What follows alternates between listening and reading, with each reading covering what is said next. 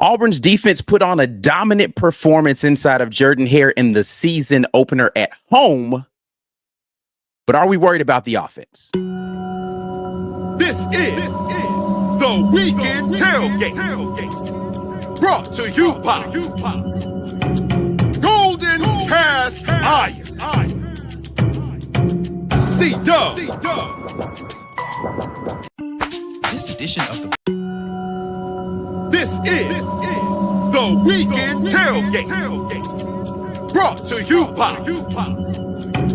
Golden's Cast Iron. C-Dub. I Joe. Be Will. My G.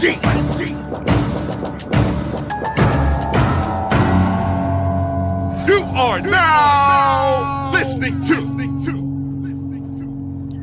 The Weekend Tailgate, brought to you by the good folks at Golden's Cast Iron. Whether you work out, grill out, or chill out, make sure that you use Golden's Cast Iron's products to help you do all of those things. And when you do, head over to goldenscastiron.com/WR. Use code Get Your Weight Up to get 15% off of your weights. Code TWR to get $65 off of your fire pits and Kamado grills. Last night, you guys showed up for us in the Green Name Gang. It was wonderful seeing all the Green Name Gang folks hanging out after the game. Got to talk to some of you guys down there live at the game itself. But make sure if you want to be a part of all the great film breakdown that's going to be happening this week, you get your membership active. $5.99 per month gets you access to everything. We're doing Facts or Nah again. Facts or Nah, that's something that I'm doing with my patrons on Thursdays to go live on Friday for everybody. So make sure that you are tapped in with Green Name Gang there. And then, of course, you get to film review stuff with everybody. So make sure that you are ready for that behind the scenes content. Thank you so much for everybody who supports in that way. If you want to do it, you can gift a membership to someone and they will get a free month of membership on you. And you can be tapped in with all the great things happening on somebody else. So, we appreciate people who support us in that way. Also, make sure you're tapping in with everybody else who are a part of our network of peoples. That is us at the Auburn Express over on podcast, or you can do the Uptempo podcast, the College Loop. College Loop, man, they are so close to getting to that next plateau. Make sure y'all get them over the hump and go support my guy over there. Dealing with the College Loop. Just a Sec Pod hasn't been doing as much content. We're going to try to crank out some more stuff over there. TWR Gaming, however, on YouTube is still chugging along. Dustin's doing a great job with that stuff. So make sure you tap in with all the different pieces of the War Report network.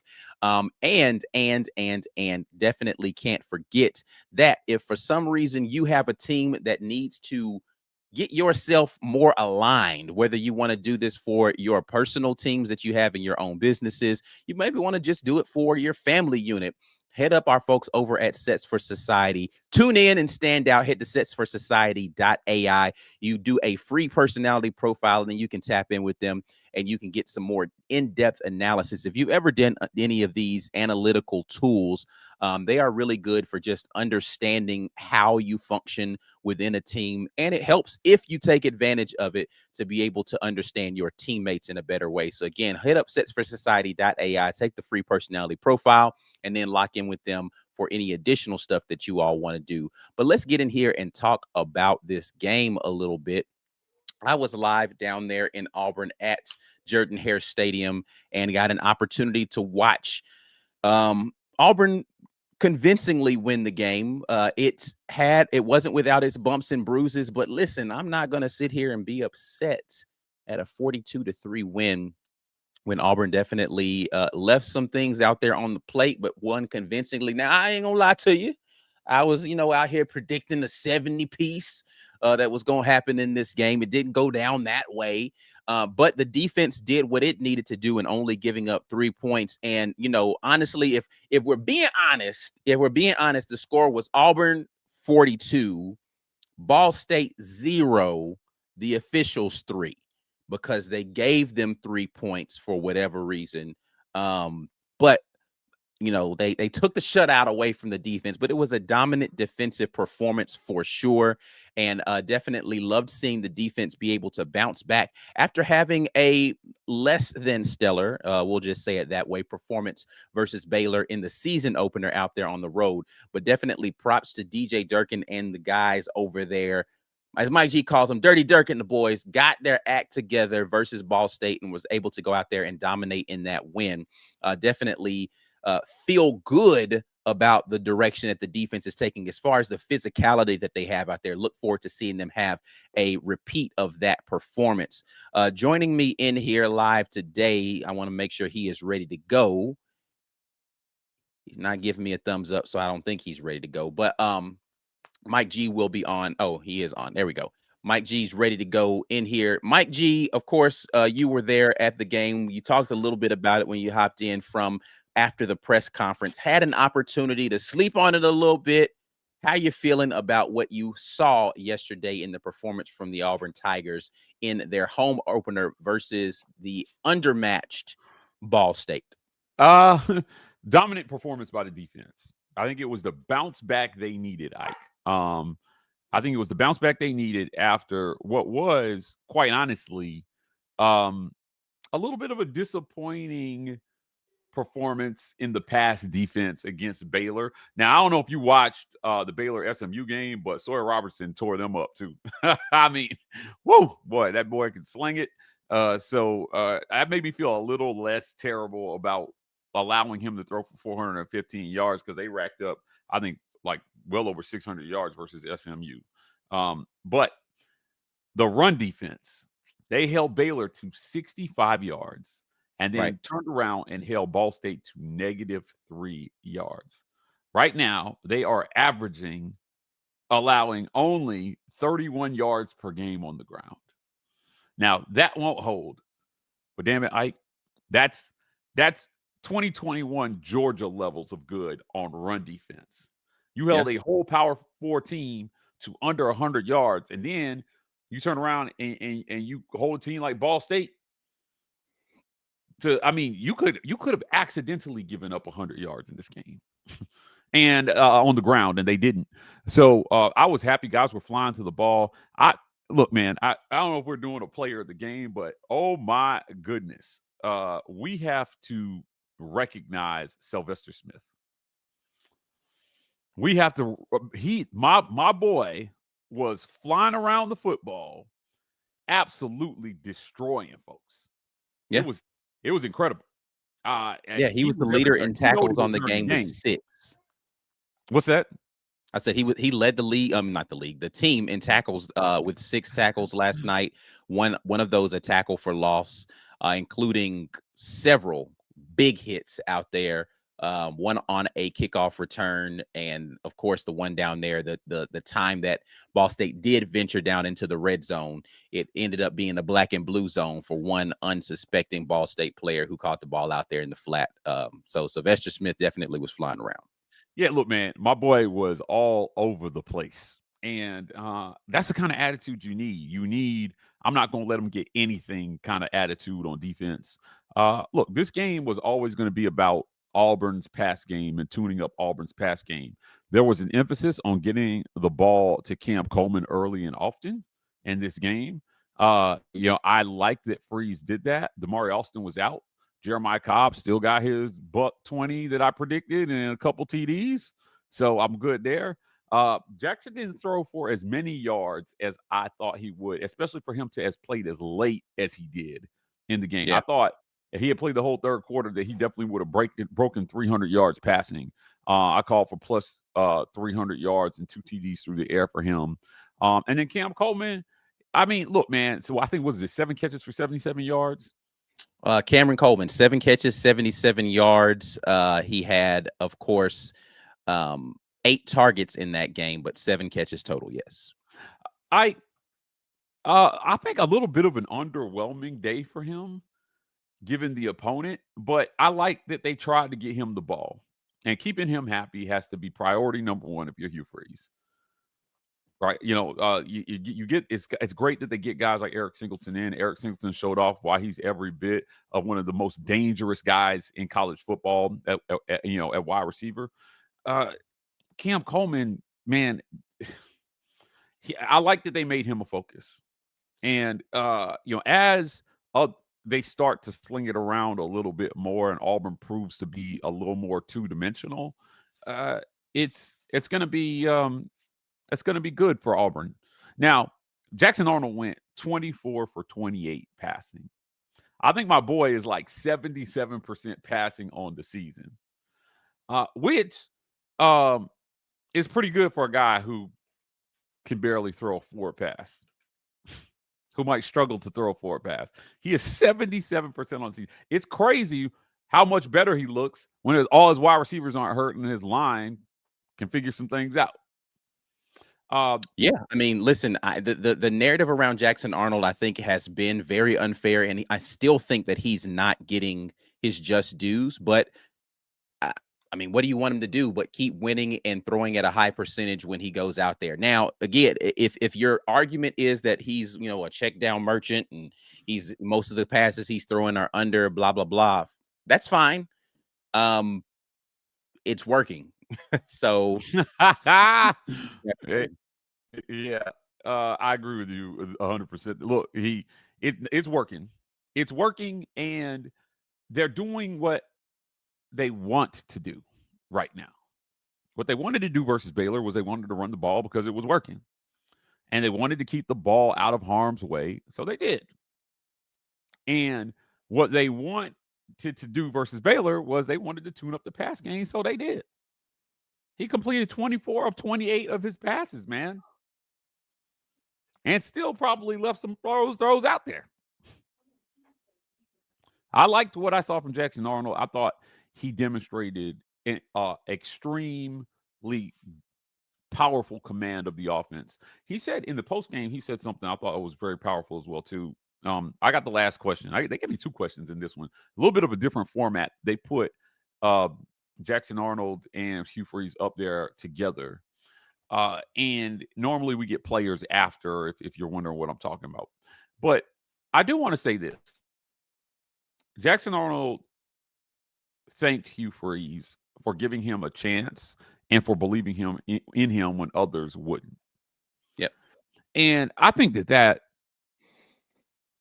can't be overlooked. That statement can't be overlooked because that's not one of those, everybody's against me thing. No, man. Everybody in the world before the Baylor game was trying to tell us that this kid didn't have any confidence and that, what they were doing with him wasn't right, taking it easy on him on defense. And, all he's done, has he turned the ball over yet this year?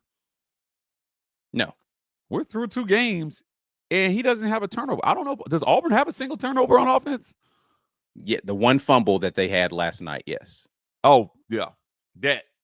Wait, who fumbled? It was Ryan G. Oh, forgettable. A very forgettable fumble by the tight end? Yep, backup tight end. That was the one that led to the whole controversy where he fumbled the ball, but they initially ruled it incomplete. Then they ran another play, delay of game. Then they came back and reviewed it and said it was a fumble. The weirdest thing, I don't want to camp out too long there. The weirdest thing about that entire situation was they changed the ruling on the field just to go back and review it. That was weird. We can go back and talk about that, but that's not your point. Your point is only one turnover so far this season. Yeah, by a backup tight end. Yeah. By a backup tight end. So, yeah, I mean, there were some things this game, they could have scored more points in this game, but it was clear it was more important to them to get something on tape, get the wide receivers more involved than they were last week. Only 17 pass attempts last week versus Baylor. And I can't stress enough. I gotta watch it in its entirety, but it looked like Oklahoma went out and handled Michigan. Yeah, I mean, listen, Oklahoma's defense is as I thought that they would be. Brent Venables is back calling that defense. They're very physical. They've always had a physical defense, and they're super talented. And John Mateer is a gamer. He's out there making plays, even though that Oklahoma offensive line has been less than stellar so far. Yeah. And I look, Jackson only threw one pass. I'm sorry, two passes of 20 yards or more in this game. He completed one of them deep right. There was another pass he had deep middle that he didn't connect on. He connected on three of his four passes between 10 and 20 yards in this one. And he was almost perfect from 10 yards and in. Only one incompletion, 10 yards and in. Which is again very, very, very remarkable on his part. So when you have 20 attempts of over when you have 20 attempts of 10 yards or in, and you complete all, I thought he was accurate with the football. I thought that his throws gave the wide receivers time to make plays after the catch. And that's probably the more important thing here. It's not just about completions. It's about ball placement. It's about where you're putting the football. We have talked about this on this show for years. It is not like at a certain level, it's not just about getting the ball to the receiver. It's about how you get the ball to the receiver. Yeah. It makes the difference between a good quarterback and a great quarterback.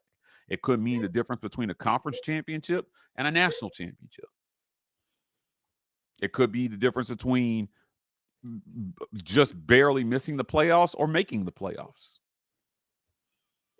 Teams are going to start to figure Auburn out as we get a little deeper into conference play.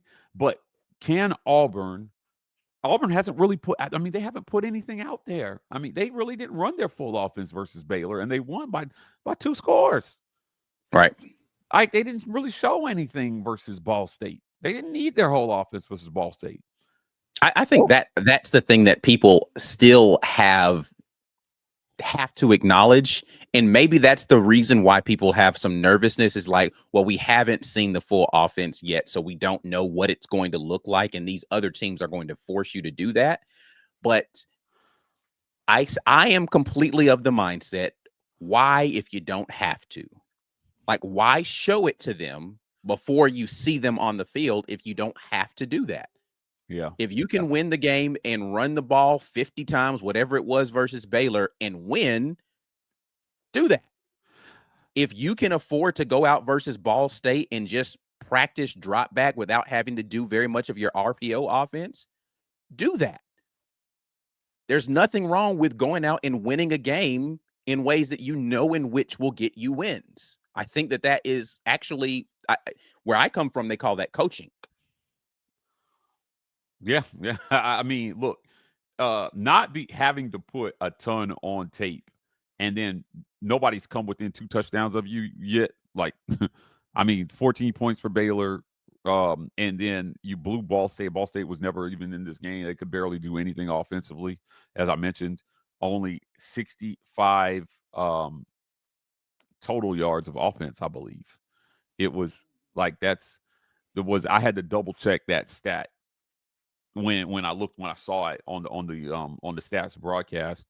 Look, Auburn is in great shape.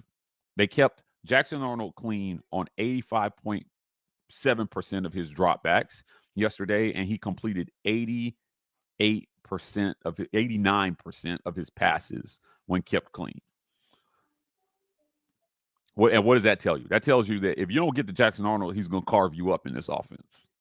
You have no chance. He can step up, and he doesn't need a high volume of throws to be effective. I think that is, here's the thing. And this is, I think, the difference right now between a good team and a potentially great team. I'm not calling Auburn a great team yet. No. But when you look at Sawyer Robertson, I don't know that if you only give him 27 throws that he can be that effective from a yardage standpoint. I don't know that. So far he's got a staggering amount of pass attempts through 2 games. I think boy's thrown the ball almost 100 times. That's the style of their offense, though. Their offense is spread it out, throw the ball around the yard, right? Like, and I think that's what people, for whatever reason, want to see at Auburn, all while saying we need to make sure that we run the ball. It's like you you can't throw the ball that many times and run the ball as often as they're saying that they want Auburn to run the ball. It's like you're just not going to have that many possessions, and maybe that was the reason people were upset about the Ball State game, is they wanted to see Jackson Arnold throw the ball 30 times and see him run the ball 60 times. At this point, I'm actually kind of confused as to what it is people want to see. Well, no, I'm not confused. People want to see flawless. They want to see Auburn not have a single thing that you can critique after a game versus Ball State. Is come into Ball State and have zero critiques. You want us to come back on here after the game and on Sunday and say Auburn was perfect in this game. I don't have anything to say. Let's just give praises to everybody and have a great day. Like, I think that's what people preferred that this conversation is, rather than, okay, it wasn't perfect. Yeah. Like I said, that's about as close as you're going to get, I think. For to perfection from any quarterback. Once you start to go that level over that, those are your Jaden Daniels, those are your Joe Burrows, those are your Mac Joneses, and you have to have optimal, like extremely optimal conditions around those guys for them to achieve those results as well too. This is why I go back and forth about when we talk about the greatest quarterback or the greatest single season of all time at quarterback. I go back and forth between Joe Burrow and Cam Newton, because Burrow had like 2 top 5 NFL receivers on his squad, but his line was not great. His line wasn't great, man. They allowed a ton of pressure on him. They let him get sacked a ton of times, and he was pretty elusive for a college quarterback. So, for Jackson Arnold, I think he's got ideal conditions around him. I don't know that he has 2 top 5 NFL receivers, because we just haven't seen them throw the ball in enough volume to know how close those guys are to Jamar Chase and Justin Jefferson, probably 2 of the greatest college wide receivers ever, to play on the same squad, especially. But I don't know, man. Like I said, I'm going back to Sawyer Robertson. Great quarterback, 98 attempts on the season. And so far through 2 games, he's exactly who he was last year. 62.2% completion percentage. If you take away his volume at that completion percentage, he's mid. They're just asking him to throw the ball a ton of times because they clearly can't run the ball. If you're Auburn, you have a run game. Yeah. So could Jackson Arnold potentially throw for 400 yards a game? Sure. But you'd lose football games because one-dimensional football teams get beat down the stretch. Yeah, if you find a way to be able to take away what that team does the best, and then where do they go? And so, again, for me, and listen, forget what I said. Like, don't worry about what I say. Let's listen, not listen to, because we don't have the clip here for us. You can go back and listen to the full press conference that is up on the site. Listen to what Coach Hugh Freeze said, which is, this was intentional on their part. We didn't call runs for Jackson Arnold in this game. We know he can run now. He did it versus Baylor. One called run. And then I think they said later that it was for Deuce. Correct. Yeah. So that wasn't the intent of this game. All right, cool. Jackson, we know you can run. Wonderful. This game, I don't want to see that. I want to see you operate from the pocket and get the ball out here to these receivers. And he did so efficiently. Yes, he took sacks, but that's because they dropped back a whole bunch of times. Yeah. So, yes, there are things that need to be worked on in the drop back game. That was the point. We know we have some things we need to work on. Let's go work on them. So you guys got to witness a big scrimmage yesterday in which Auburn didn't look perfect in that scrimmage. Yeah. Okay. No. Yeah. Jackson Arnold's been sacked, I think, right, according to PF, 5 times on the season. He's got 61 dropbacks, and he's got 45 attempts against 35 completions. He's 35 for 45 on the season through 2 games. Now, if I Yeah. told you that's less than half of the amount of times Sawyer Robertson has thrown the football, but Auburn is 2-0. So if I told you the quarterback was only going to have 359 yards through 2 games, that's less than 200 yards a game. Yeah. But he was going to complete 70, like it's 77.8. So let's just round it up and give him 78%. He was going to complete 78% of those passes. While like and either as a team or individually, you're running for a 250 or more. You're probably going to take that. You will. You will absolutely. That's been kind of one of the major With no talking turnovers. points that we've had over the last few seasons was, can you get me a quarterback that can get me into the mid 60s in his completion percentage? Not how many yards he threw for, not like I never said, get me a quarterback and throw for 400 yards. Find me somebody who can throw it in the mid 60s on his percentages. And I'm going to tell you, Auburn's going to win a lot of those games because I trust the defense and I trust the ability of that run game. I just need somebody who is going to be efficient in throwing the football when he sees the opportunities there. And that's what Jackson Arnold has been so far. Yeah. Yeah. Like, change the gears a little bit. Did you see Cam Coleman doing his best Sammy Coates impression on the Baylor defender? Yes. Cam Coleman was he's like being very like big brother out there. He was jumping over dudes and he was stiff arming dudes. It's like, you don't have to little boy these dudes out here today, man. Like, calm down, brother. Yeah, my guy was showing off the athleticism yesterday. I see you guys. The AP poll releases at 2 p.m. Eastern every Sunday. Last week it was Monday because of the Monday game. Looks like Auburn has climbed up to number 24 in the AP poll. So didn't take till Oklahoma for people to start to recognize, and I think that's fair. It was kind of a wait and see. Now, Baylor taking down SMU also helps Auburn in this regard. Yes. And so it sucks for Baylor because that was a ranked win for you. But because you lost to Auburn, you cannot then jump Baylor over Auburn. You got handled at home by Auburn. So if they're in the rankings, at the worst, you could maybe have put Baylor at 25. Right. If you were feeling generous. So Baylor Bears, you've got they will have some opportunities on their schedule to prove that they be up there. And if you're sitting here asking, well, why are you talking about their schedule? If you're Auburn, you should be rooting for Baylor the rest of the season.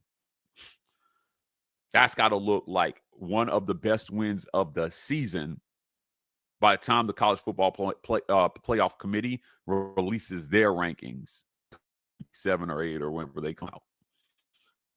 But you need solid wins. The SEC receives a lot of flack for their, scheduling the likes of Mercer and Ball State, and but the SEC schedules are tough as it is already. I thought this schedule was a gift. You got your Power 4 opponent in to kick off your season. Baylor turns out to have a really good quarterback, and they were one of the hottest teams in America at the end of last season. Albeit again against not really anybody, and then when they did run into somebody, LSU mopped them up pretty good. But it's still a good win. I think that if you can go on the road within the Power 4 and get a win, it's a solid win. Wins on the road are hard, Ike. Now you were out there, you saw what that environment was like. You saw what Auburn was up against, and if Sawyer Robertson can come, he's putting up it's not from a completion percentage standpoint, but from a yardage standpoint, he's putting up Heisman contending type numbers in the passing game. I'm going to be following him very closely. He's got 7 touchdowns, still has not thrown an interception at that volume. That's pretty good.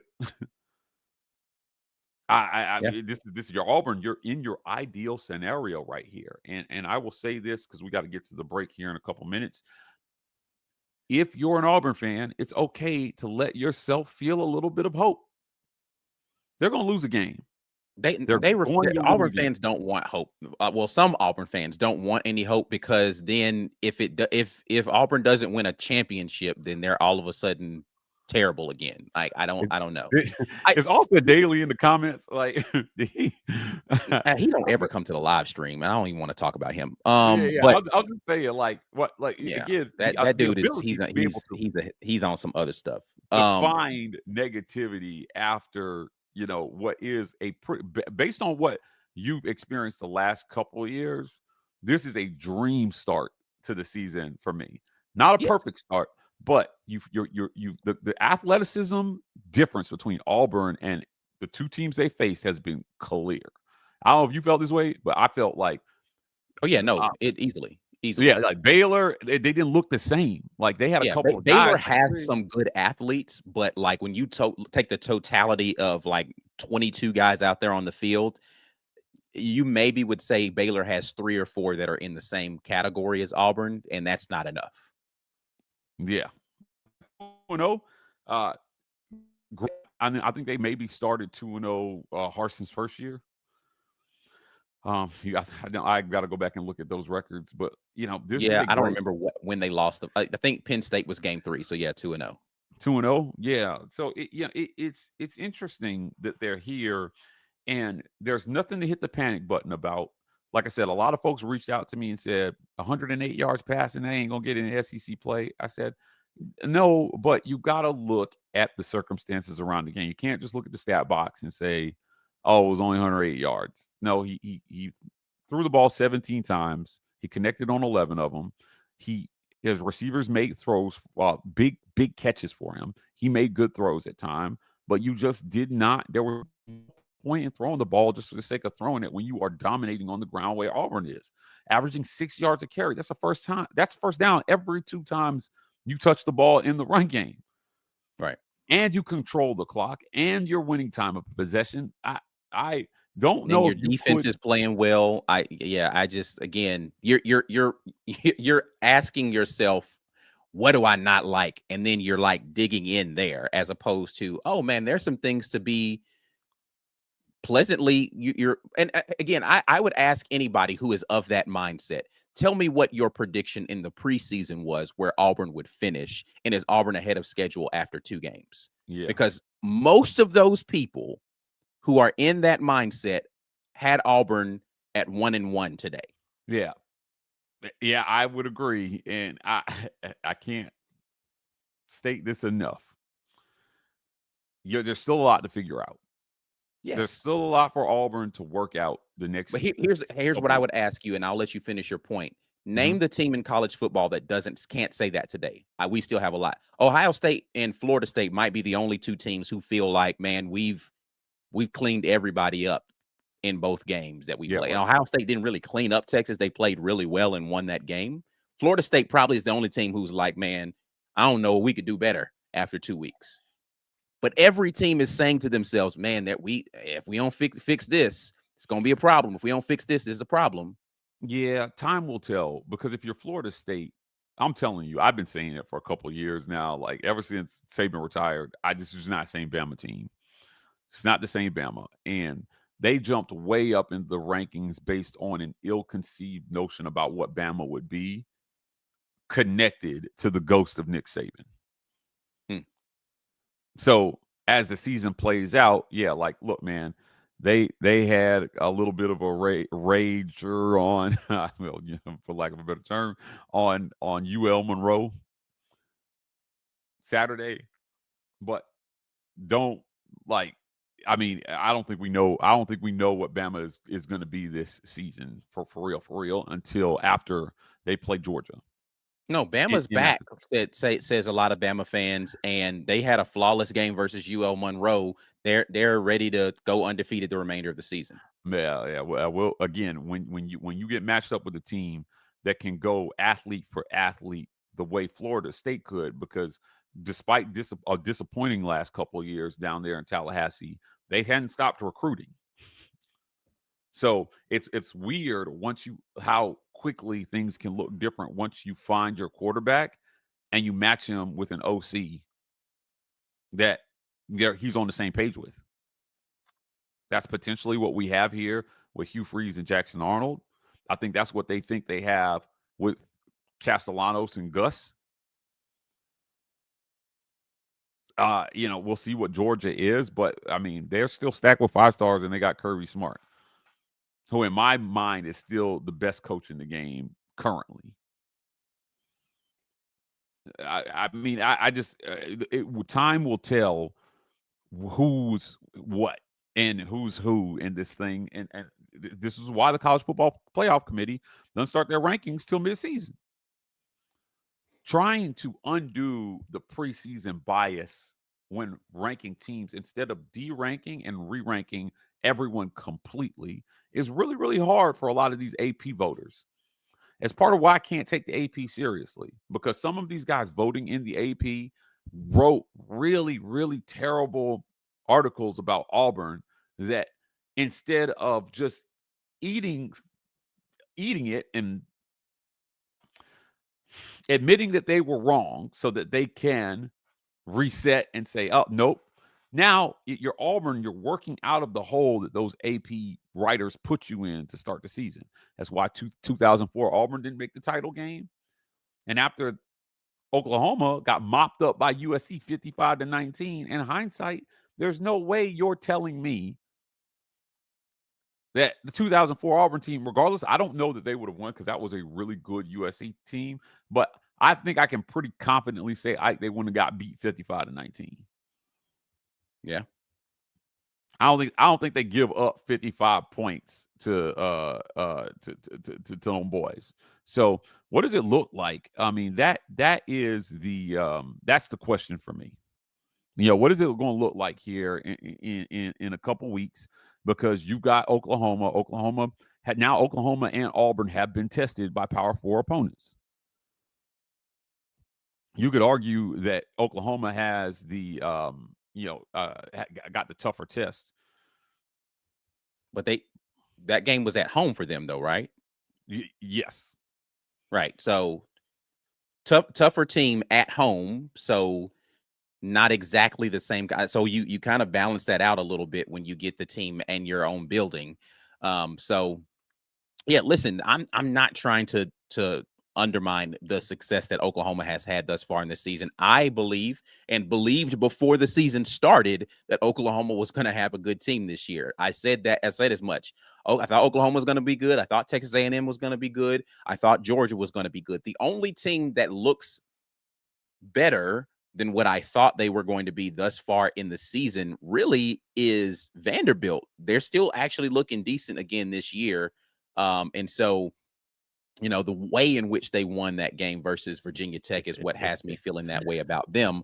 But and Texas A&M looks a little worse than I thought they would be. And of course, Bama didn't look as good as I thought that they would coming out this season. So, I'm still of the same mindset of where Auburn can get to 9 wins comfortably during this season if they do what they need to do week in and week out. We'll see where it goes. We still have a lot of football left. We're going to continue talking about this game on the other side of the break.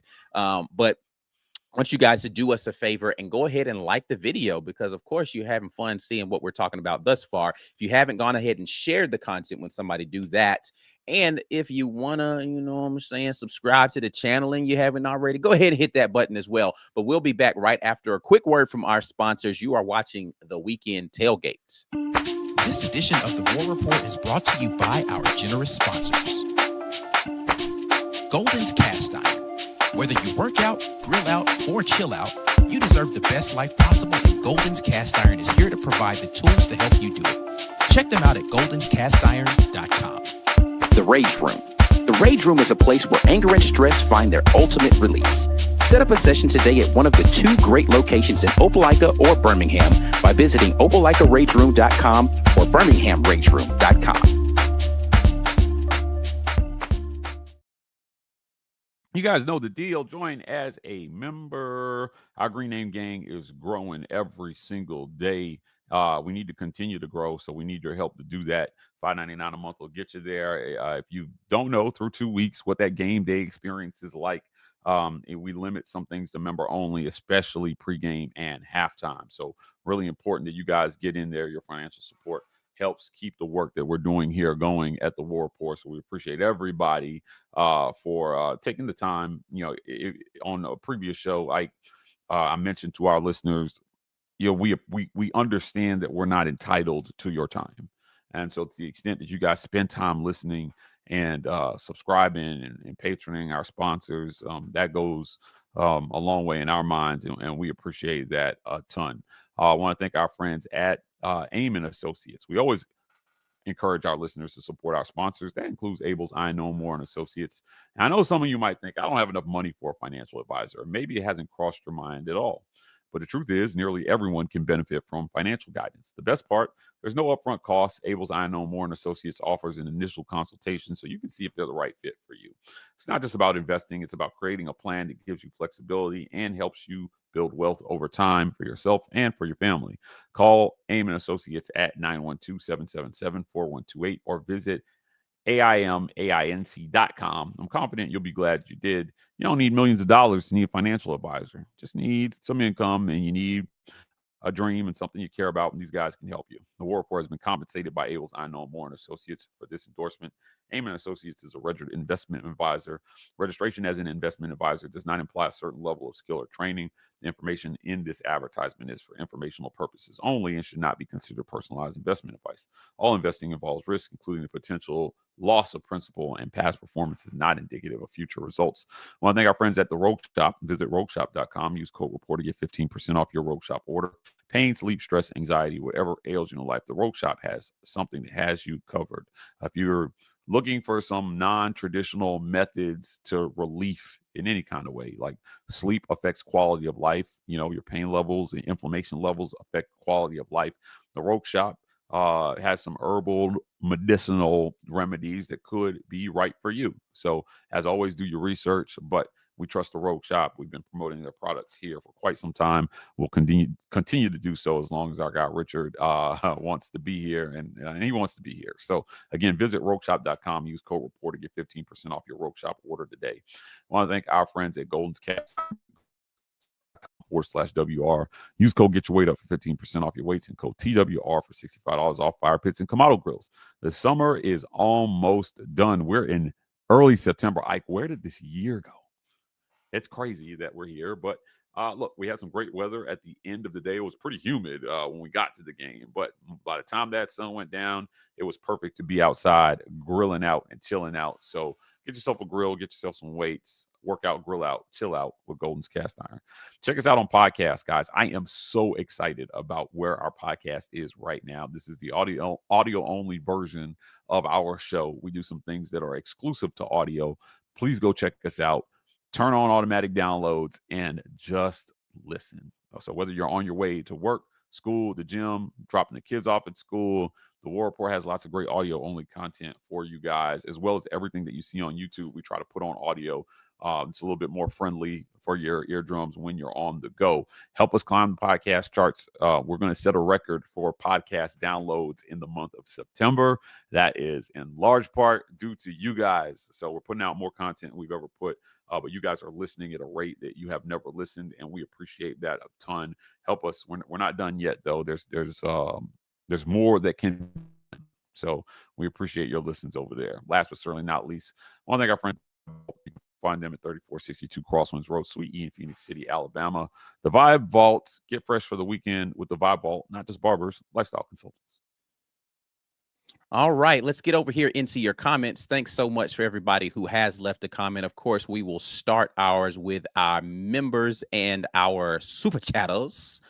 Ant Robinson gets us kicked off here. Says this team's balance looks like 17. The swag is back. That's the word Ant's been pushing so far, is swag. I would say they're better than 17. I think this team is more balanced than that team.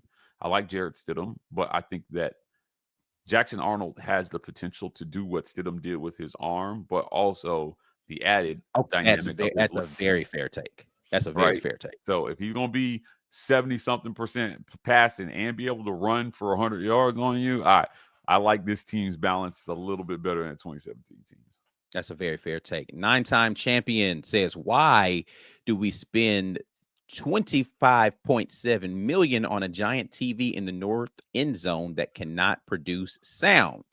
Crazy.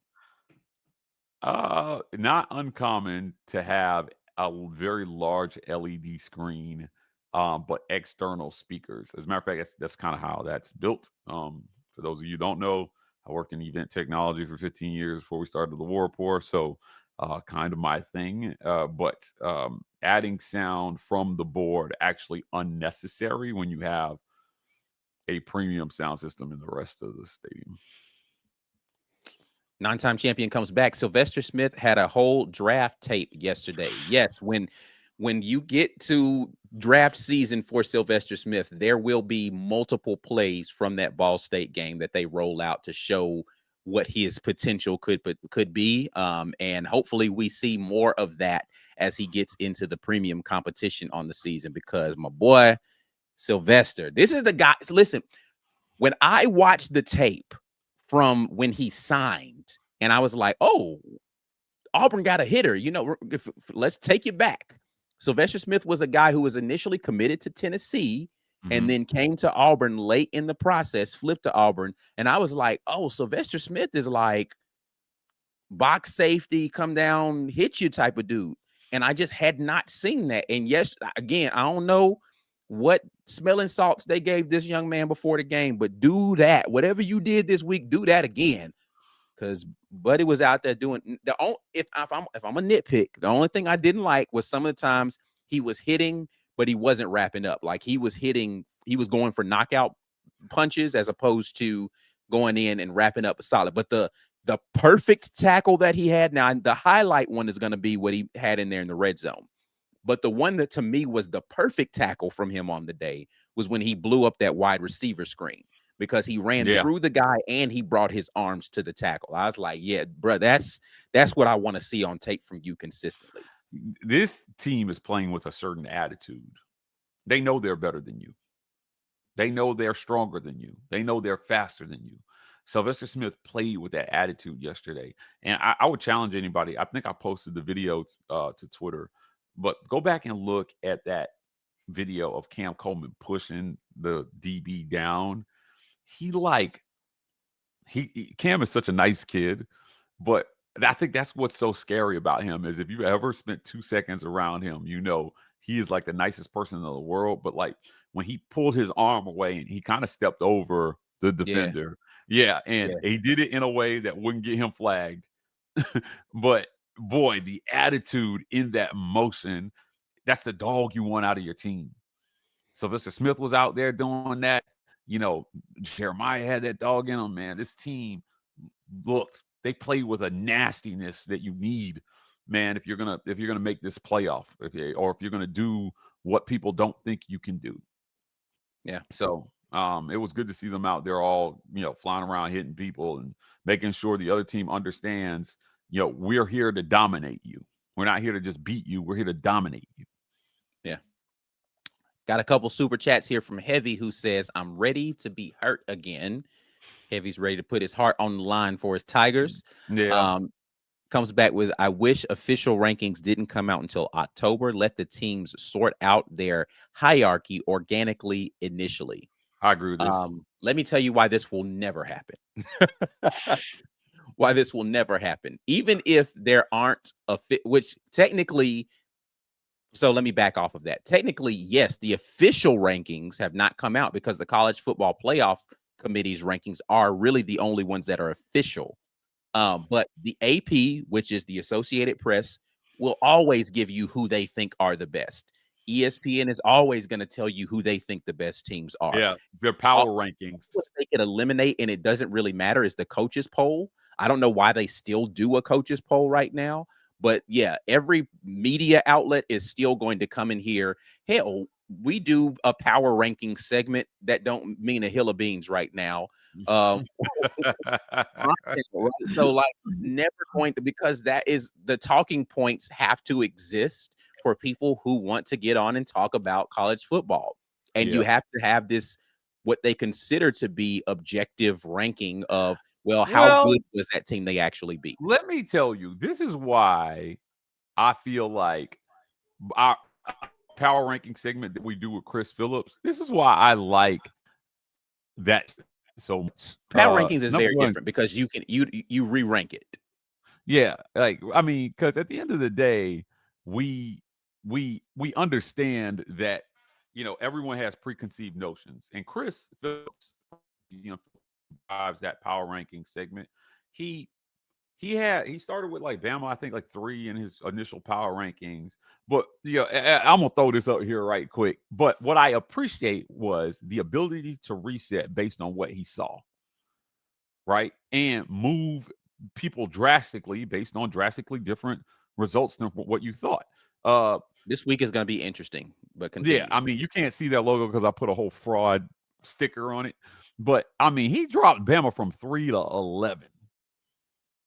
Now, I don't know if they're the 11th best team in the conference, but I still appreciate that he did it. Like, I still appreciate that he dropped them jokers down there because, quite frankly, they got beat in a manner that justifies a drop of that nature. Right. It wasn't just that the score. It was they looked uninspired, man. And, I mean, it's the cape has come off, dude. I mean, the veil has come down. The aura is gone. Zero aura points for Bama in week 1. Drop them jokers down where and look, man, the AP followed suit. Right? They dropped them into almost down to near 20. They didn't climb very hard after beating ULM, but they shouldn't have. I don't care how they won that game by 100 points. You're not back. My homegirl Courtney, she's a Bammer, so she don't watch this show, but she had tweeted out, maybe we overreacted. No, you did not overreact. Your team is nowhere close to what you thought it was preseason or what it has been in the past. And Kalen DeBoer's undoing will be a failure to realize that football is different over here, man. Chris was in the room when I asked him this a question in his first media days, and he was like, "Football is football." Okay, it's not the same football. Football is football, but athletes are athletes, and that's the difference. Yeah. Like, I mean, it's a different football because the level of athlete you're playing against on average is much better than what he had in the pack. This ain't Washington, bro. I don't care if they beat Oregon twice. It's the SEC. We saw what happened to Oregon. Oregon brought their tails a couple years over here.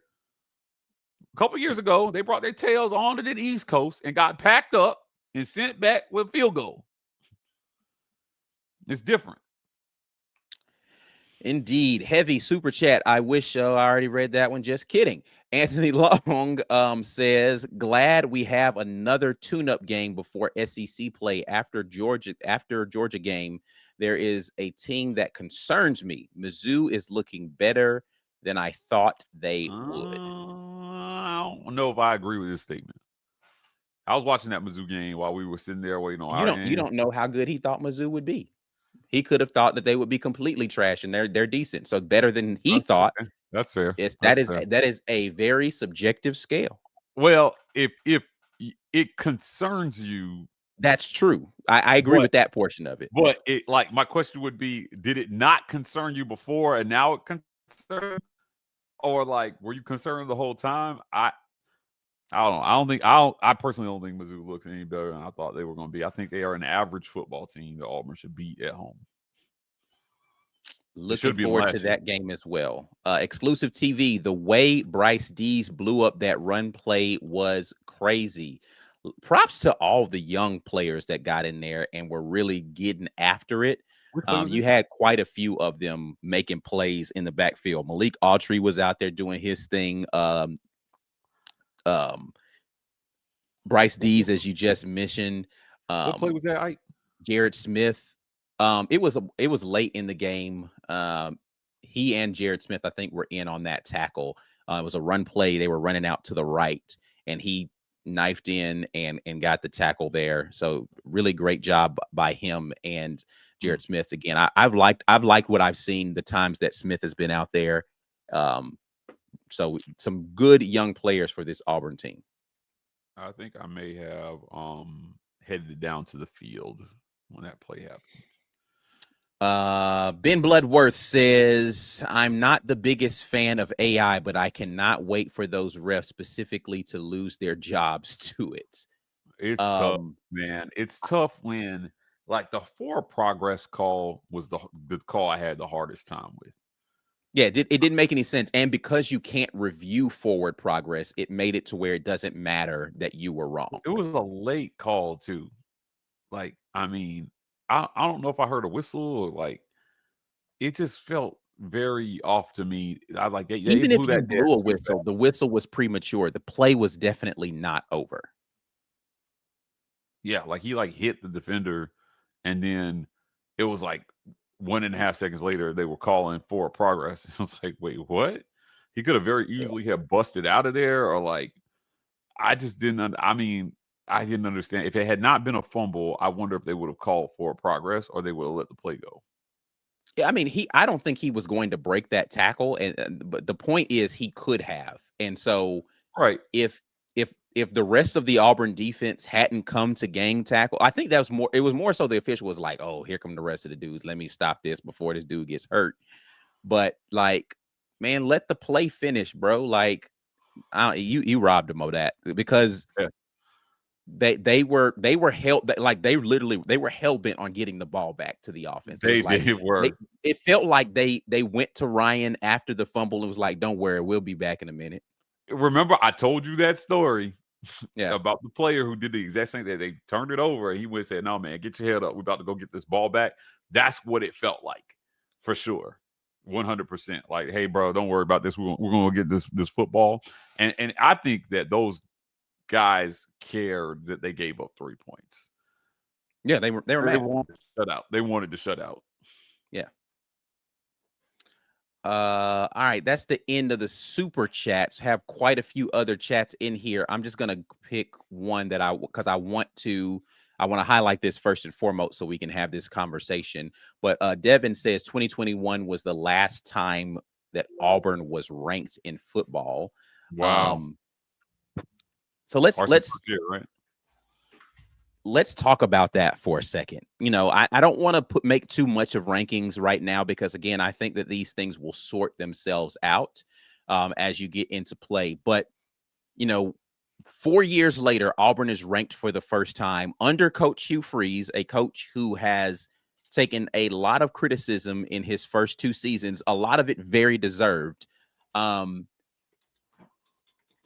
How do you think he maintains this team's level of hunger in the midst of, albeit brief, but success early in this season? Because that's really what's allowed them to play the way that they have, is they feel hungry. Do you think that they're going to be able to maintain that level of hunger and not get overly whatever going into a dangerous South Alabama game? Well, you haven't done anything. Yeah. I mean, I agree. Exactly 0. Look, man, they're feeling good, and wins are great. Wins are amazing. I hope they get more of them.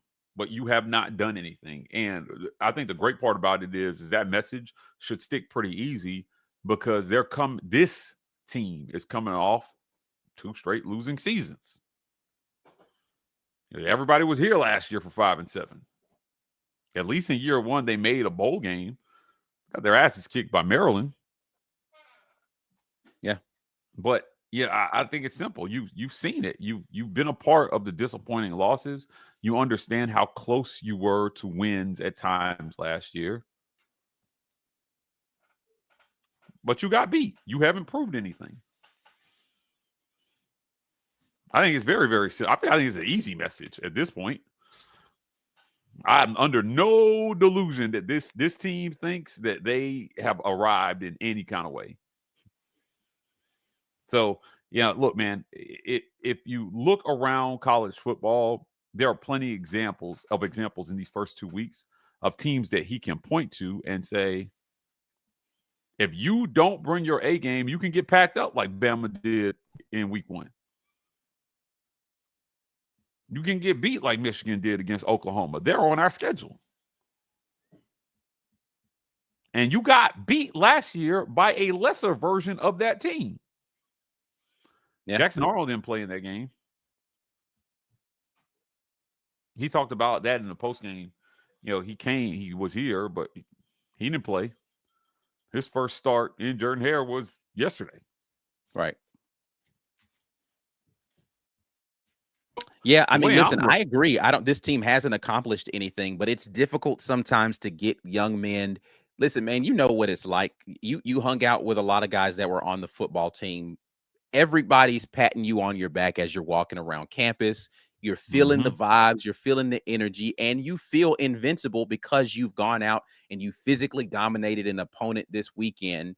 And you're walking into an environment versus another team you should physically dominate once again.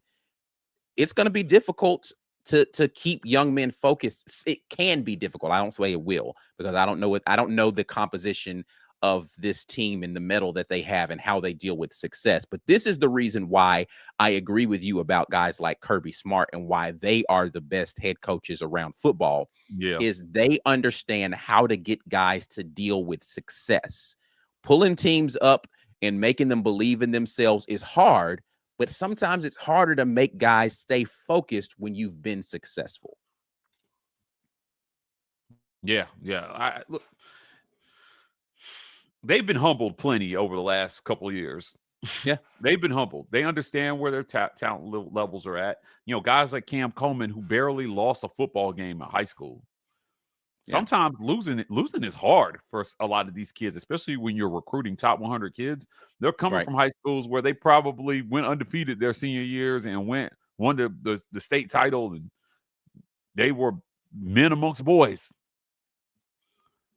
At every high school, you may have one other Division I prospect on your team.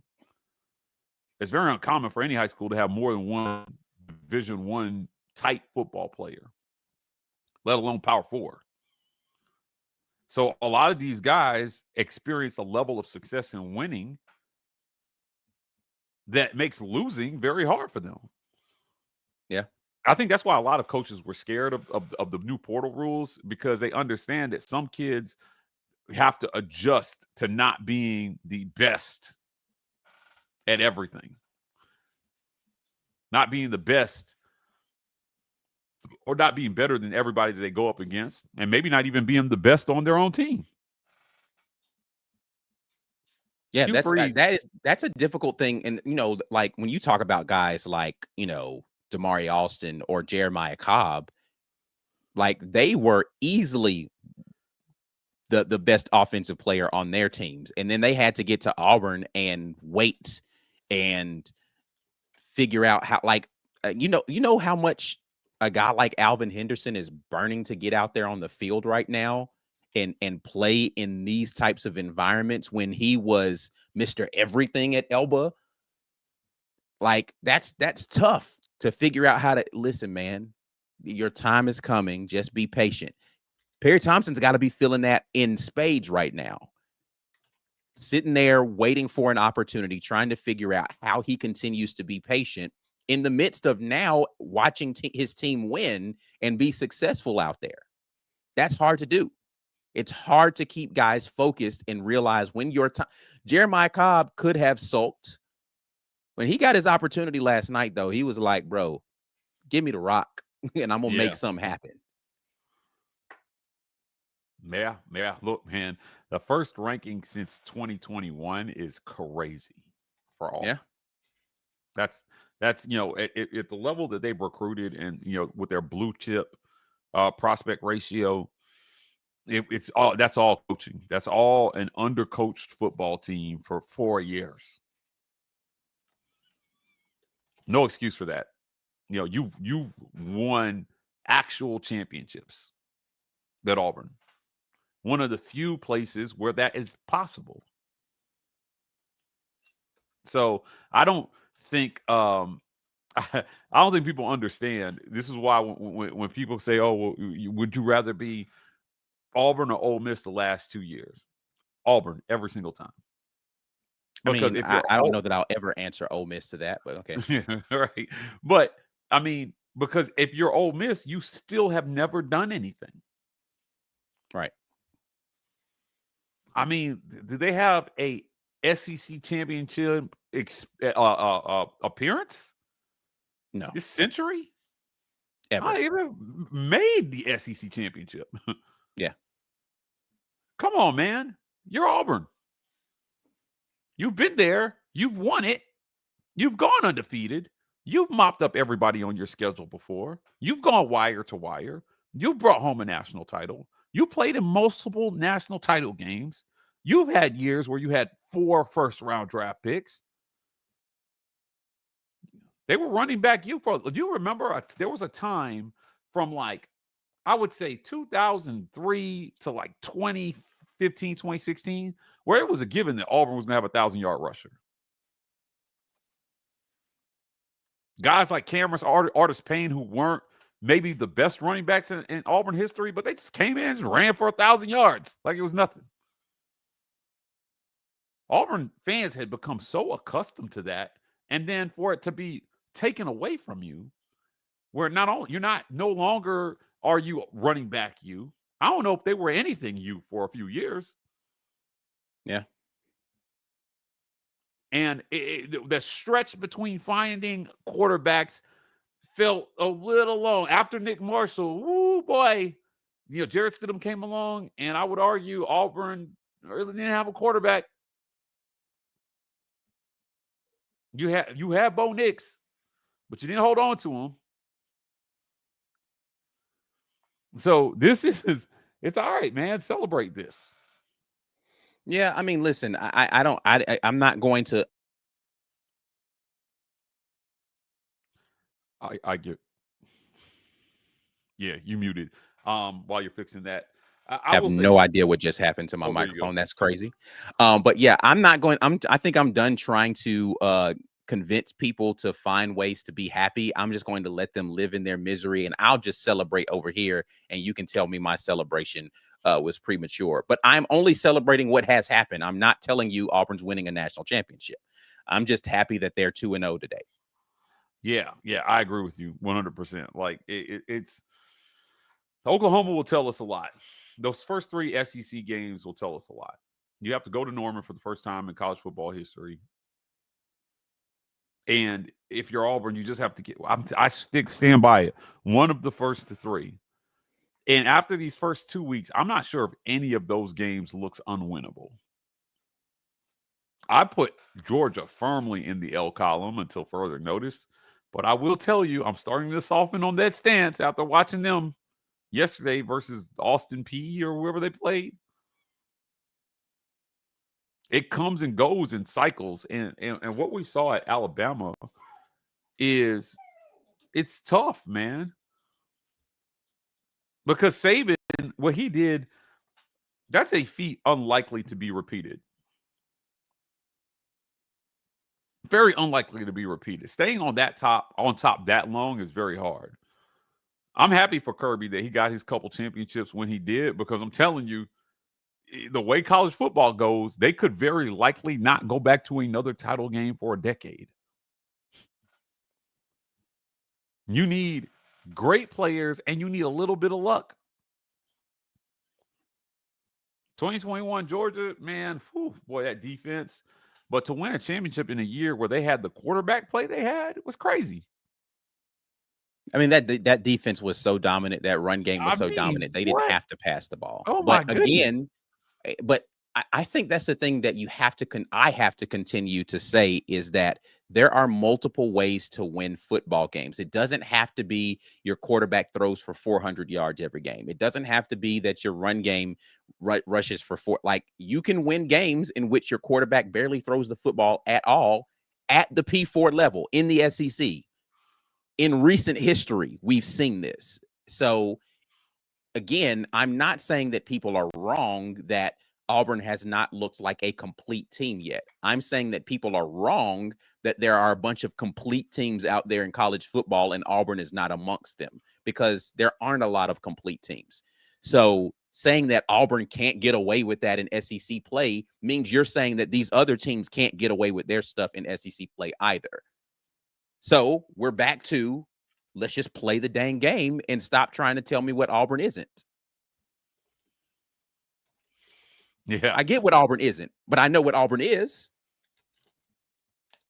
So I don't know. Again, I get it. It's hard sometimes to let go of we're going to blow it because, we have this whole, Auburn's going to Auburn. Well, I mean, there's a lot of teams that screw up in a lot of situations. So let's just let this team be who they're going to be and let it play out on the field. Because again, unless your prediction was Auburn was going to be undefeated and go to the national championship, then I don't know why you feel as if Auburn is behind schedule right now. Yeah. And if you were that Yes, man. prediction, you actually are still on schedule because they haven't lost. We just released article on the website. For those of you who don't know, we don't promote it enough, but we've got written work that we do every single week. Myself, Ike Jones, Logan Fowler, now our new senior writer over at thewarpro.com. We just released our PFF article grading every Auburn player. Please go look at that, get an idea of, how these guys grade every week and what's good and what's not. Auburn has some guys grading out regularly at a very, very good rate, at a championship rate. And it's fun to watch, them receive, the type of grades they're getting, understanding that they have not even come close to their ceiling. Like, to see these grades, but then think, oh man, like Auburn has not come close to being the type of team we know they can be. You're still developing. Xavier Chaplin graded out extremely high. I think he was the highest graded offensive lineman yesterday. It's going to be, to me, I just feel like at the end of the day, you've got so much that's going right that you should be hopeful that this team can continue to improve. And I heard that tone from Hugh Freeze yesterday. Wins are easier to talk about than losses. I got to tell you, I saw Coach Freeze at last week's Monday presser, and he was in a very rare mood. He's smiling, shook my hand, and and not that he didn't do that before, but I'm telling you, you could feel the weight of 100,000 Auburn fans on him all last season. And he just had a very, very different mood last Monday. And I was just like, man, this guy really likes how this is going. He had that mood before they beat Baylor. And I tried to tell people the mood of this coach is very different than what it has been in the last 2 years. I think there's something to be said for that, because he's been extremely honest with where he feels his football team is at. The words he's using is different. He hasn't really fluffed this up at all. I would rather have lived in ignorance back then. I just keep that to yourself. But for what it's worth, it did give me a basis for being a little bit more hopeful, because there was a change in he doesn't do a ton of coach speak. Right. And person came to our comment section just like, oh, but they always say this and that. Not this coach. Not really. Yeah, I mean, listen, it's fair if you're like, yes, he was happy with where he was with his. I find that somewhat like you weren't really listening, because yes, he came out and he said, okay, I feel like we're on the same page. But the minute he felt as if they deviated from the same page, it was super clear that he felt that way. So it's not as if he was just continuing to say, I feel like we're on the same page afterwards. And it's not unheard of for people to be on the same page at one point in time and no longer be on the same page later. So again, deal with what is and understand where we are in this moment and stop trying to change it to different moments. Facts. Yeah, this is exciting. I'm very somber today after that win. I gotta tell you, man, these late games are killing me. I know you had to drive back to Birmingham this morning, but last week was we put out I put out a video. I don't know if you guys saw it. How many of you guys saw it on Twitter? Where I went around the press box and just got a consensus from our fellow media about how they thought Auburn was going to do.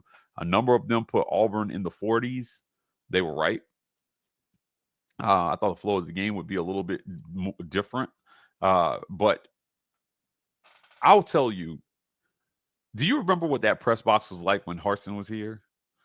a lot of just grumbling. And I mean, you could feel where the team was at from the press box.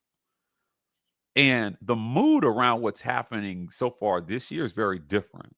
And there's some guys up there I really respect, their opinions. They've been covering Auburn for a long time. Justin Ferguson and Nathan King, always at the top of my list, in terms of guys who are really, really good at what they do. Beat on what Auburn is. So this is a little different. Now, could it all come crashing down? Sure. You're sitting around waiting and hoping on that. Like, do you? I'm not. But I do think that this team has a chance, and a loss at Oklahoma won't be the end of the world. I can't stress that enough. Listen, no one should at least expect the team to go undefeated. Yeah. That first loss is going to hit a little different, and there's going to be a great overreaction to it. And I'll be saying, "Oh, see how we got exposed." No. Good teams are going to lose football games. But you know what? You know that's going to be the narrative, and that's the unfortunate reality. Is like, I told you guys this team wasn't worth crap because they lost to Oklahoma. Like, did Texas get exposed against Ohio State? Do you think? To let a lot of people tell it, yes. I don't think so. I think they're a very good football team that played another really good football team, and the score was 14-7. Right. You know who got exposed was Bama. That is more of an exposure type. Yeah, they got exposed. Texas didn't get exposed. I don't think that. I mean, so this is where I go back and forth, right? Did Baylor get exposed? Maybe a tiny bit. They had a little bit. I mean, I think a lot of people thought that team was much better than they are in actuality, but they also underrated Auburn as well too. So yeah, maybe not. But I think that was good win for Auburn. So instead of saying anybody got exposed, maybe the narrative should be one good football team who we didn't think was going to be good, be another good football team on the road. And both teams could end up being pretty good by the end of the season. I'm not backtracking on what I said about Baylor in the preseason. You guys know I cover UCF. They're on UCF schedule. But I thought that Baylor was a team that should contend for the Big 12. That doesn't mean the same as contending for the SEC or the Big 10. But the Big 12 champion got into the playoff last year. And from the back of the pack. Yeah. Arizona State, who I think lost this weekend to Mississippi State, right? Yeah, Mississippi State beat Arizona State. Yes, that is a fact. That is what happened. Yikes. They're down bad. I can tell you that couldn't have happened to a better, like a worse fan base. I said this publicly, but like I cannot stand Arizona State fans. I think they are the worst Walmart fans out there. I lived in Phoenix for 8 years in that Phoenix Tempe area, and I mean, when I tell you it is the worst like home game experience I think I've ever been to. That no tradition, like just absolutely awful. Their fans show up midway through the first quarter because they've been drinking on Mill Avenue. It's terrible. Not a fan. Like I wouldn't take my adolescent child to a Arizona State game at all. I've never been. I'll take your word for it. Yeah, but look, man, trust me on this one, a forgettable experience. But they were picked to finish last in the Big 12 last year.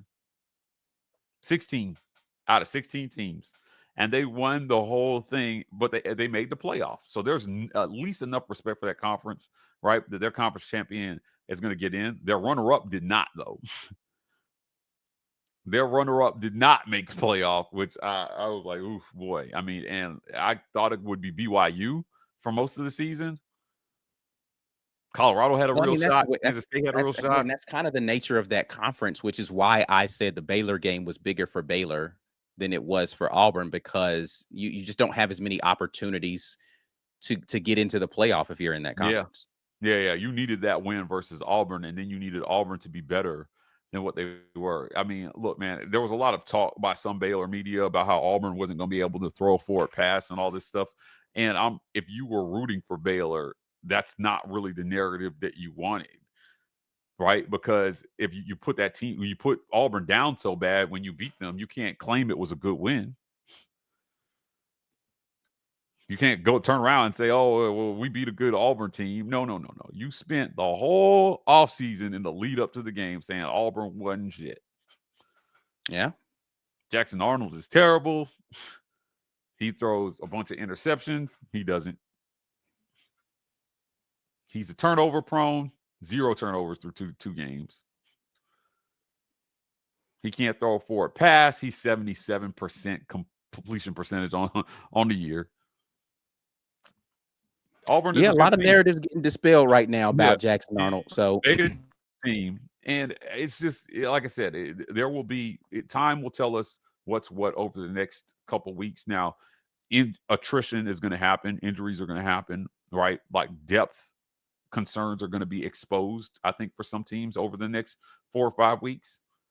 Are you one injury away from not getting there? And see, this is where I say, like, teams like Mizzou, even in their better years, because of weak high school recruiting, they are one injury away from dropping from just above average to just below average.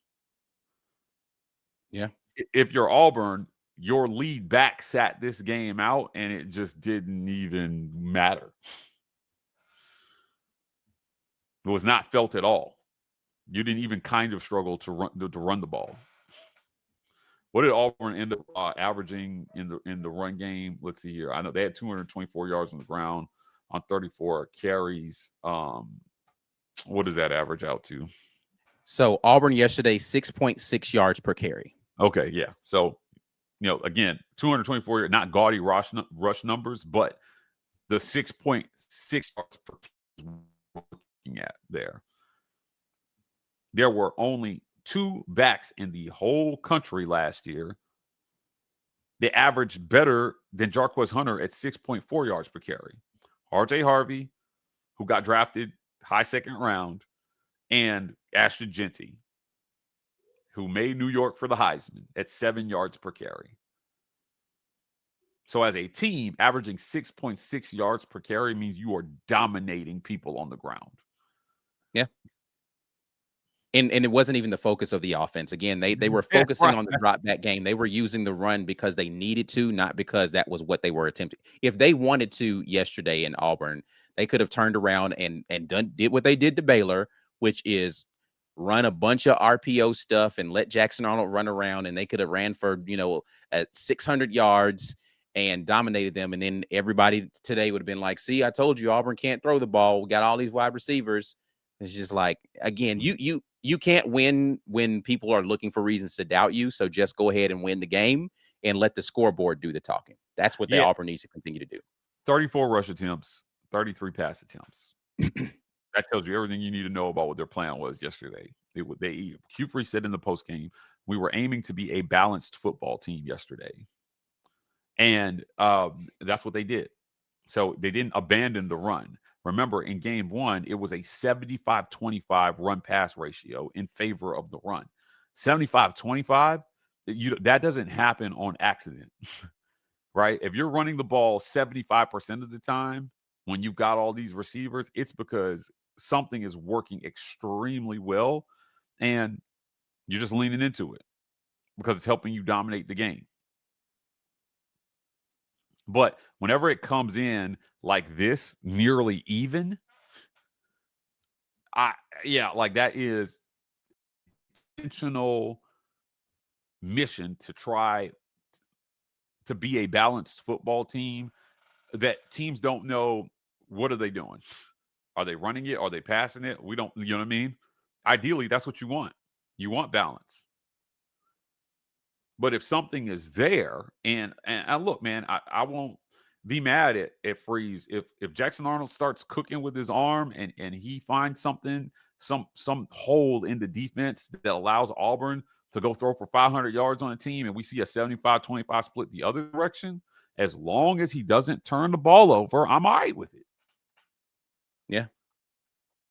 Did he even have a pass that was almost intercepted yesterday? I don't know. I guess the closest thing that you could say was the double team that he threw that post route. I think it was to Malcolm, that was thrown into a double, but I think he overthrew everybody on that throw. Yeah. So I don't know that it was even close to being picked. No. PFF says he's had 2 turnover-worthy plays the entire season. We know what one was versus Baylor. He actually fumbled the ball and it was almost recovered by Baylor. But I can't think of what the other play was. I mean, I guess it would have to be one of the other fumbles he had, but I don't know. But he had 2 fumbles? Yeah. Yeah, he had somebody in the comments, Donovan said he had that one interception that got overturned by the roughing the passer. But again, that wasn't on Jackson Arnold. That ball hit, I think it was Eric Singleton, right in his chest and popped up into the air. So it wasn't like Jackson threw a dangerous pass and it got intercepted. Yeah, right. Yeah, that was my point. Like when I say that he have a pass that was almost intercepted, I'm talking about just a clean interception. You know how I feel about ricochets and things bouncing around. It's not really, you can't control that if you're a quarterback, right? If you throw a ball at a receiver and it hits him in the chest and bounce up and it's almost interception, that's not a long quarterback, right? But it's hard. We're sitting here and it's really hard to think of a throw that he had that was ooh, that was a dangerous throw. Now, the seam one that he completed to Malcolm in game 1, right? Because I don't think you could hear it. I don't know if you heard this on the replay, but the announcer was like, not a lot of calls for 3rd and 17. And then 1 second later, he completes this incredible seam pass to Malcolm. That was a dangerous throw, but it was thrown so perfectly. No, it wasn't though, but that's the call. It was a hole shot. What you do is have the receiver run into the hole in the zone and you throw into that hole. That was what it was. He threw it where it was supposed to go. Yeah, but it was perfect though. Yeah, it was so perfect that it didn't have a chance. But if it were an imperfect throw, correct. Right, you know what I mean? I guess that's my point. It was in the middle of 3 defenders. So if you don't throw it where it's supposed to go, then somebody could pick it off. But he didn't. He threw it exactly where it needed. He executed it very, very perfectly. Yeah, so that's hard, man. It's really hard to critique anything about him. His adjusted completion percentage on the year is 83.3.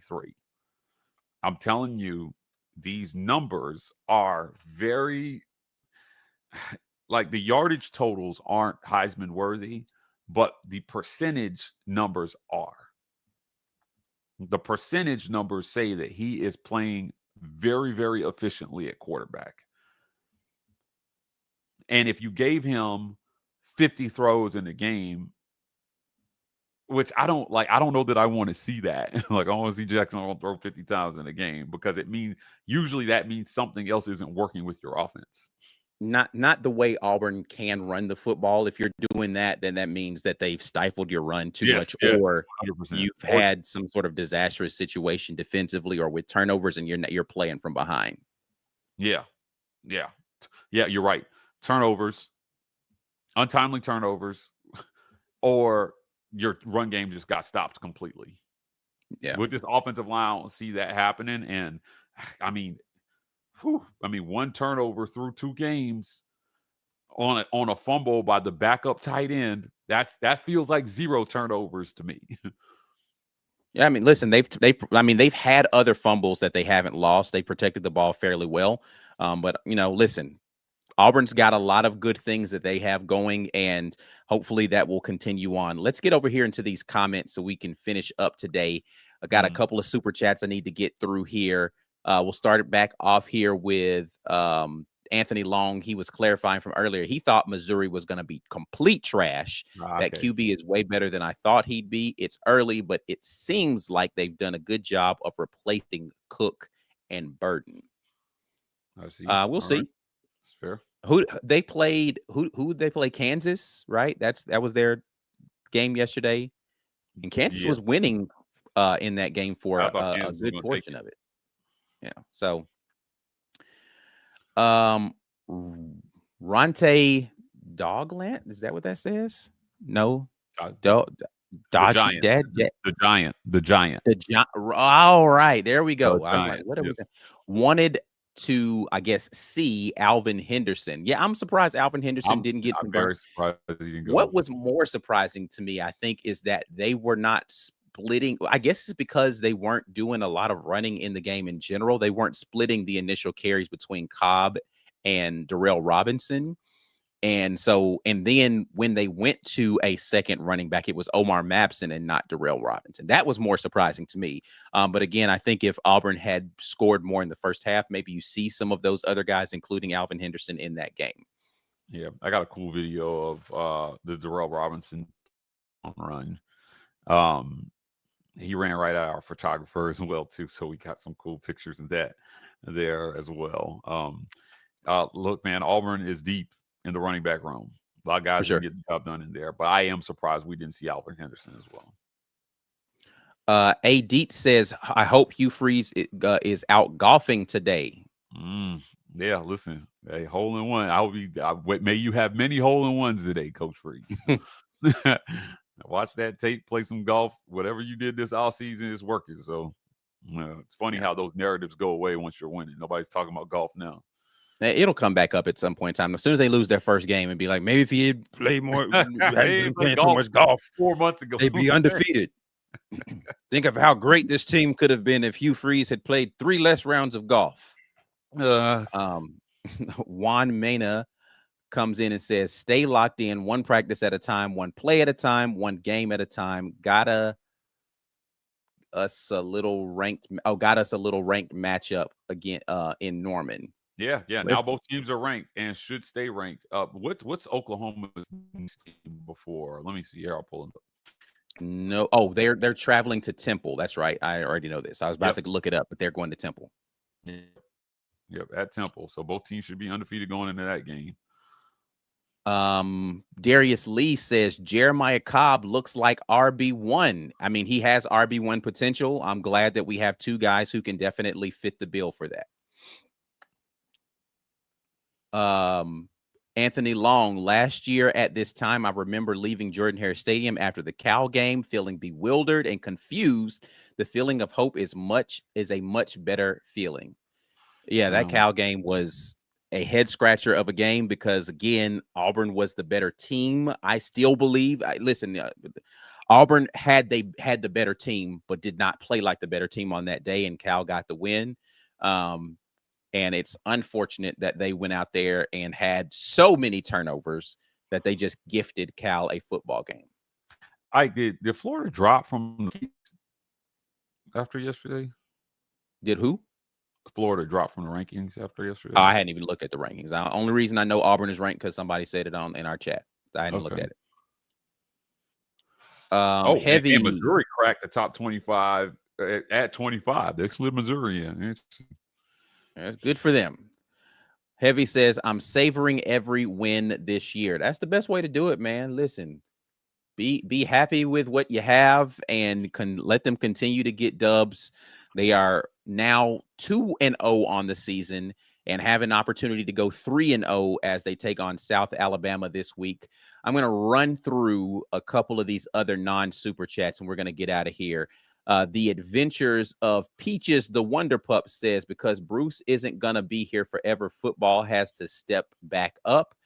Football and basketball will continue to be good whether Bruce Pearl is here or not. I believe in this Auburn basketball program and what they're putting together. And I think that Bruce Pearl will leave it in a good place. TK says Cobb has that burst. Agreed with that wholeheartedly when he gets into the open field. This is what I've said about Jeremiah Cobb the entire time I've seen him, is his breakaway speed is top notch. So if he gets that crease, watch out. D. Lev earlier said Sylvester was on a mission last night. King Sly, like it's Mabson looks like he's going to be a problem, says Lawrence Robinson. I agree. I liked what I saw from Omar Mabson and the carries that he had. I can't wait to get in here and look at this film so we can talk about that. But I definitely liked what I saw from Omar Mabson in the few opportunities he had in the game. Thanks.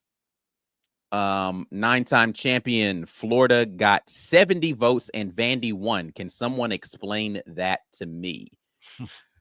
I cannot. Yeah, I can't. I can't. It's gonna be. This is so funny. There are 11 ranked teams in the AP in this week's AP poll from the SEC. 11. Yeah, it's listen, it's a conference in which you have to come to play every single week, right? So there's not going to be a situation where you look at a team on the other side of that field that doesn't have talent. So, but again, we're not having a talent conversation anymore about Auburn and these other teams. It's about who came to play that day, who's executing the best, and who is ready to play winning football on that Saturday. So far, Auburn has done that for 2 weeks in a row, and they're looking to make it a third. Agreed. Agreed. It's good. That's a great All day. right. Like, look, enjoy these next couple of weeks, right? Enjoy this week. Enjoy the game this weekend. Enjoy the lead up to the Oklahoma game, and stay behind the team, right? Like the same way you guys showed up and showed out for Texas A&M last year for the 5th win of the season, right? Like, I mean, think about it. This team has a chance to have 7 or 8 wins by that time. By this time next year, at the same time this year. So, look, man, they're going to deliver. I mean, after this week, they'll be half the bowl eligibility for a team that missed a bowl game last year. Like, wow, it's a great start to the season, and enjoy it. We could be in for something special. I mean, I want everybody to let this soak in. If Auburn gets a little bit of luck and they continue to progress as a team, and maybe they don't win the SEC, but they make the playoff, we could be hosting a playoff game on the Plains this year. You might get college football playoff action right here in our backyard, in our stadium. That's incredible to think about. Same feeling as hosting a regional or super regional in baseball. You don't have to go anywhere to see championship baseball right here in the backyard.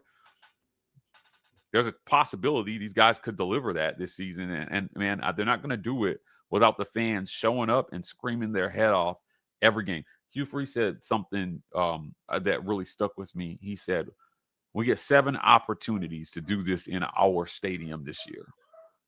And we have to take advantage of every single one of the ones that we do in front of our crowd. Play your cards right, and you might get 8. Yeah. So, look, man, I don't know about you, but I'd love to cover some playoff football in that first round in Jerry Hare Stadium. That would be amazing. Once in a lifetime opportunity. So they have a chance to make it happen. And you play a role as a fan. You play a role. Show up, buy tickets, screen your face off. Don't be quiet. Don't take anything for granted. Saban talked about the apathy that set in for Alabama fans. They got so accustomed to winning. They're leaving games early, and they're not, you know what I mean? The students are not doing what their student section should be doing. That can't ever be the narrative at Auburn. And I think that those 5 and 7 seasons, those losing seasons, make you appreciate the potential of what this season could be even more. Any fan base is going to, like, Arizona State fans, they went on the ride of their life last year. And still probably underappreciated what it is because they're dumb. Auburn fans are not. I'm telling you, most of Auburn fans aren't. Look, if you went to the national title game in 2013, you understand. It was an expensive ticket. If you made it in 2010, you actually got to win it. You understand what a rare opportunity that was. Now, I think I tell the story every once in a while, but Caesar and Deontay and myself, we save and our other friend who lives in Seattle, we saved our guys' trip every year waiting to see if Auburn would make the national title game. We'd hold out, knowing that we only had like a month to plan, potentially. This was in the and the one year they delivered when we could all go, we made it, and they lost. So it is definitely a once-in-a-lifetime opportunity potentially for a lot of people. We were on campus for an undefeated year in 2004. 2010, we had all moved on with our lives, our professional lives, but they They delivered a championship, and we got to experience that on some level. And in 2013, we were there. 2017 was a missed opportunity. Could 2025 be another opportunity for us to see our War Rapport family out? I think the championship game's in Miami this year. Maybe it's somewhere in Florida. I got to double check. But I remember looking and thinking it's drivable for like Auburn fans. Like it's actually doable. Pasadena was incredibly difficult travel, and Auburn fans still were like 90% of the 95,000 in the Rose Bowl. If you were there, Auburn fans are going to show up and support their team because it's a fan base that wants to be out there and do all of the things necessary to help their team win. That's never going to be a thing I'm worried about, whether or not Auburn fans will show up. Yeah, facts. All right, Mike G, let's take the people out of here. We are so happy that you guys jumped in here with us today, but tell them other ways that they can support the War Rapport. Great win for the Auburn Tigers. A great win for our sponsors because you guys are here. Visit goldenscastiron.com/WR. Use the codes on your screen to get your discounts on your Golden's Cast Iron products. Work out, grill out, chill out with Golden's Cast Iron. I want to thank our friends at SetsForSociety.ai. Begin the journey to knowing self with Sets for Society. They have custom personality assessments that let you know a little bit about you and the world around you and how you can function within that world at an optimal level. I want to thank them for sponsoring this segment. They sponsored our Final Four travel. I can't even stress enough how great it is to have them on board.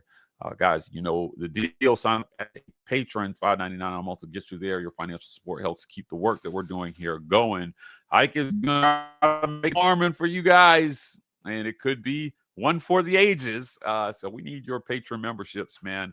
Hit that join button. Join our community today.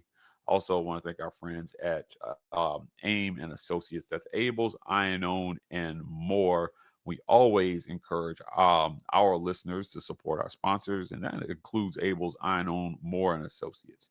Retirement planning is critical no matter what your circumstances. If you're young and you're just getting started, retirement might be the last thing on your mind, but developing a plan early can have a huge impact on your long-term financial success. If you're in the middle of your career or starting to see retirement on the horizon, it's just as important to review your situation to ensure you're on track to maintain your lifestyle when you do retire.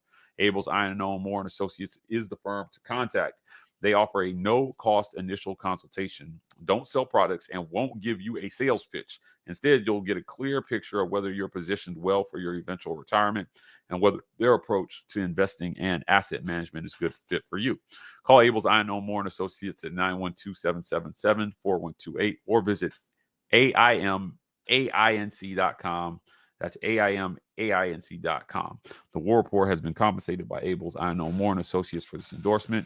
AIM and Associates is a registered investment advisor. Registration as an investment advisor does not imply a certain level of skill or training.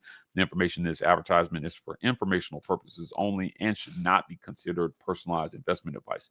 All investing involves risks, including the potential loss of principal, and past performance is not indicative of future results. Call AIM and Associates today to get started on your path to financial freedom. Guys, check us out on podcasts, all the podcast platforms. We are there, bringing you guys lots of great audio-only content. The Auburn Express, Uptempo, College Loop, Just a Sec, and the War Rapport Gaming channel. We are bringing you guys the heat on audio, and we're on track to set a record for podcast downloads. Help us go way beyond that this month by signing up on your podcast platform. I know a lot of you listen on Apple, but if you listen on Spotify, you can leave comments in some community over there. Just, Amazon podcasts, we're everywhere. So we appreciate you guys for helping us out there. Absolutely appreciate all of that. Appreciate everybody who's in here. Before you get out of here, please go ahead and share the video with somebody. Let somebody else know about the content out here. If you're rewatching it, you can do the share right now. Like the video and subscribe to the channel if you have not already. You can hit us up on social media. We are at the War Rapport on X and Instagram. TW Report is the TikTok. More great Auburn content coming for you all throughout the entirety of the week. It's South Alabama week. Now we hate the Jaguars, and we're going to talk about how much they're despicable other types of jungle cats that don't deserve to play any football. So much of that hate coming for you all through the remainder of this week. We're out of here until the next time. And as always, War Eagle.